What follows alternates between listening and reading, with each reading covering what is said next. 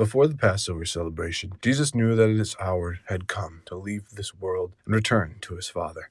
He had loved his disciples during his ministry on earth, and now he loved them to the very end. It was time for supper, and the devil had already prompted Judas, son of Simon Iscariot, to betray Jesus. Jesus knew that the Father had given him authority over everything, and that he had come from God and would return to God. So he got up from the table, took off his robe, wrapped the towel around his waist, and poured water into a basin. Then he began to wash the disciples' feet, drying them with the towel he had around him. When Jesus came to Simon Peter, Peter said to him, "Lord, are you going to wash my feet?" Jesus replied, "You don't understand now what I am doing, but someday you will." "No," Peter protested, "you will never wash my feet."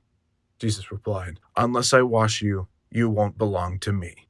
Simon Peter exclaimed, "Then wash my hands and my head as well, Lord, not just my feet." Jesus replied, "A person who has bathed all over does not need to wash except for the feet to be entirely clean. And you, disciples, are clean, but not all of you." For Jesus knew who would betray him. That is what he meant when he said, "Not all of you are clean."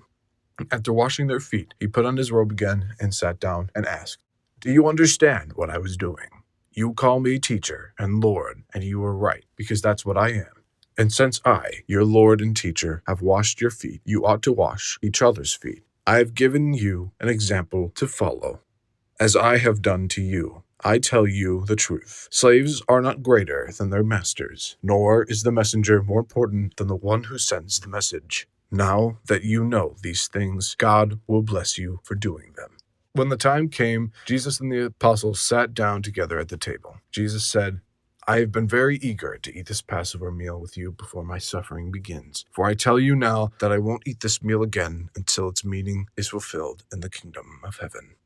Then he took a cup of wine and gave thanks to God for it. Then he said, "Take this and share it amongst yourselves, for I will not drink wine again until the kingdom of God has come." He took some bread and gave thanks to God for it. Then he broke it in pieces and gave it to the disciples, saying, "This is my body, which is given for you. Do this in remembrance of me." After the supper, he took a cup of wine and said, "This cup is the new covenant between God and his people, an agreement confirmed with my blood, which is poured out as a sacrifice for you. But here at this table, sitting amongst us as friends, is the man who will betray me. For it has been determined that the Son of Man must die, but what sorrow awaits the one who betrays him." The disciples began to ask each other which of them would ever do such a thing.